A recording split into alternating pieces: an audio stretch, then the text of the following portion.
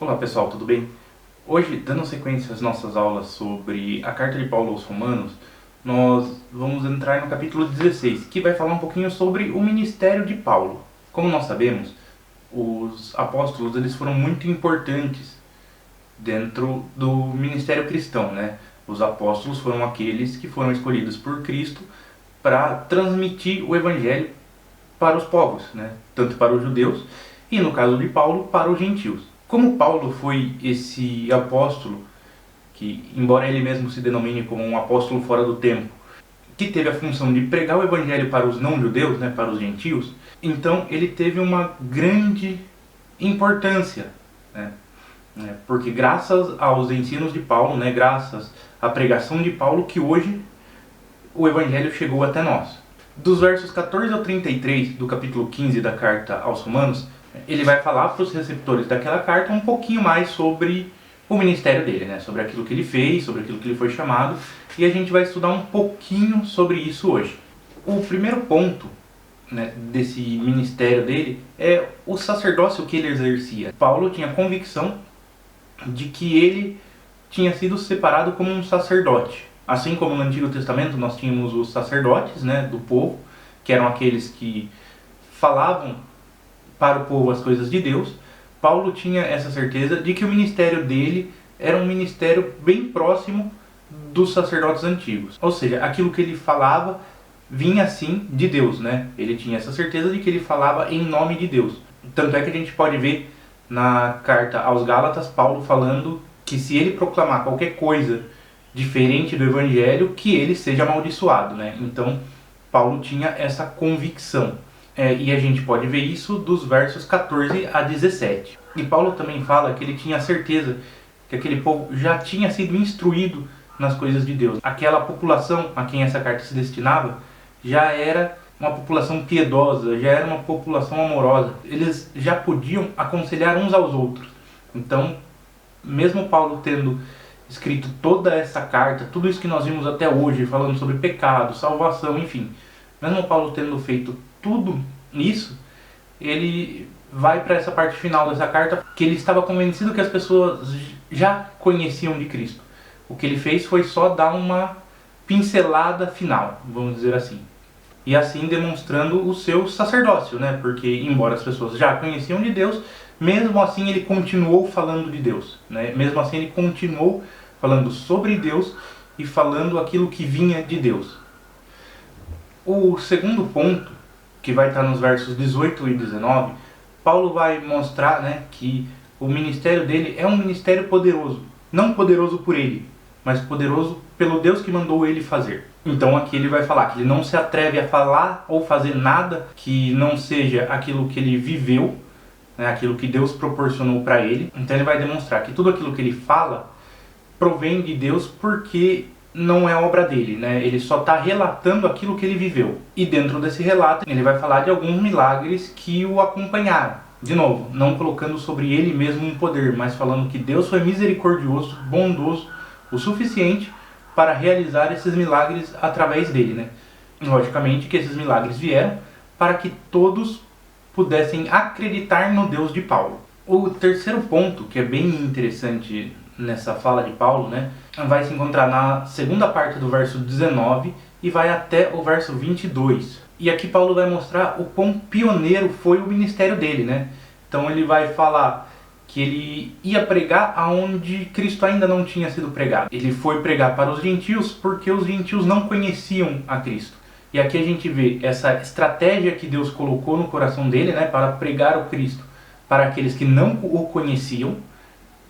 Então ele foi em cidades e locais que não tinham essa visão judaica e depois cristã, né? Ele foi proclamar o evangelho onde não se tinha nada sobre Deus. E isso ele até fala que ele fez para que não edificasse o seu alicerce sobre outros, ou seja, ele não queria ser reconhecido em cima de algo que outra pessoa já tinha feito, né? Paulo não era alguém que queria essa glória para si, pelo contrário. Se Cristo já havia sido pregado, ele entendia que ali já não era necessário que ele pregasse, né? A função dele era pregar o evangelho àqueles que não conheciam a Cristo e não ganhar fama sobre o evangelho. Então por isso que ele ia em locais que Cristo não era conhecido, porque era muito mais importante pregar a Cristo, independente de quem pregasse. E o que nos leva ao quarto ponto, né? Se Paulo ia aonde Cristo não era conhecido, por que então que ele desejava ir para Roma, já que em Roma já tinha uma igreja estabelecida? Ele vai falar, dos versos 23 ao 29, que já não havia mais lugares dentro daquela região, lógico, né? Nós temos que lembrar que naquela época os transportes eles eram muito diferentes de hoje. Paulo não poderia vir para a América, aqui América do Sul ou América do Norte. Paulo não poderia ir para o extremo da Ásia, Japão, parte da Rússia, enfim. Ele não tinha como ir até esses locais. Então ele entendia que naquela região ali, onde era possível dele ir, já não havia mais locais em que Cristo não tivesse sido pregado. Isso é maravilhoso, se a gente pensar que em poucos anos o cristianismo saiu ali de Jerusalém, um lugarzinho bem pequeno, e se espalhou para toda a região. Então foi um crescimento muito grande. Nós temos relatos na própria Bíblia mesmo do cristianismo sendo pregado na Etiópia. Então nós podemos ver que teve esse avanço bem grande. E por causa disso mesmo, Paulo entendia que já não havia mais locais em que Cristo não havia sido pregado dentro das possibilidades dele, né? Então, por isso que ele queria visitar Roma, porque lá já tinha uma igreja formada, uma igreja que ele não conhecia, e Roma era uma grande capital, tinha conhecimento de artes e de filosofias muito desenvolvidos. E para alguém que era um grande intelectual da época, como Paulo foi, ir para Roma, além da questão cristã, né, além dele conhecer essa grande igreja, também ia ter essa satisfação pessoal dele. Logicamente que essa satisfação pessoal estava abaixo da satisfação como cristão, mas ele desejava ir lá para conhecer essa igreja que, vamos dizer assim, juntava o melhor dos mundos, né? Mas ainda assim, antes de visitar Roma, ele queria passar em Jerusalém para, como ele mesmo escreve, servir aos santos. Ou seja, ele sabia de onde o cristianismo tinha surgido, ele sabia de onde estavam todos aqueles que viveram com Cristo. Então ele tinha essa vontade até pessoal de ir para Jerusalém, conhecer aquelas pessoas que andaram com Cristo, né? Conhecer aquela região e servir aquela região, e depois partir para Roma. Mas mesmo passando por Jerusalém, para servir aquele povo, para servir os pobres, servir aqueles que andaram com Cristo diretamente, e também passar por Roma, né, onde ele ia ver essa grande igreja que se formava, onde ele ia ver esse grande efervescente intelectual que tinha por lá, o destino final de Paulo era a Espanha. Nós podemos ver que o sonho da vida de Paulo era ir para a Espanha. A Espanha era ainda mais intelectualizada que Roma, né? E também na Espanha a gente tinha saídas para o mar e tudo mais. Então nós não sabemos o que Paulo realmente queria fazer na Espanha. Podemos acreditar que Paulo queria ir para a Espanha ou pela questão intelectual, que era ainda maior do que em Roma, né? Ou então que ele queria partir para navegações e tentar pregar o evangelho em locais os quais nunca fora pregado antes. Paulo não fala qual era a motivação dele de ir para a Espanha. Nós só sabemos que esse era o grande sonho da vida dele.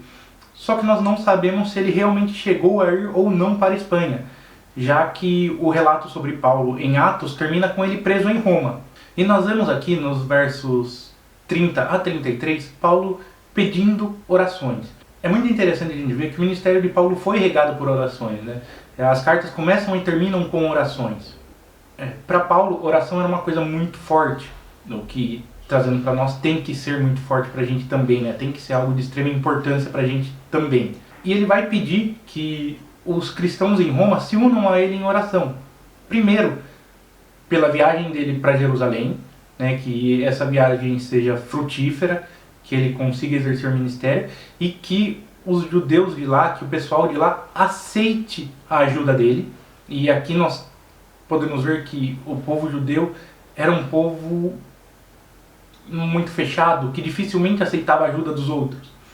Isso tem toda a questão de como eles viveram, de como eles foram separados, de tudo que eles passaram, mas no fim a gente vê que para um judeu era muito difícil aceitar ajuda, ainda mais de alguém vindo de fora. E por último ele pede oração pela própria viagem dele a Roma, né? Que orem para que, se for da vontade de Deus, que ele consiga chegar em Roma e desfrutar com alegria junto àquele povo. Então, gente, essa foi a aula de hoje. Eu espero que essa aula tenha nos ensinado um pouquinho mais sobre Paulo, né, sobre aquilo que ele fez, e não só para que a gente aprenda sobre Paulo, que nós possamos exercer esse ministério, né, esse sacerdócio, essa busca, essa evangelização, assim como Paulo buscou. Um grande abraço a todos, fiquem com Deus, amém.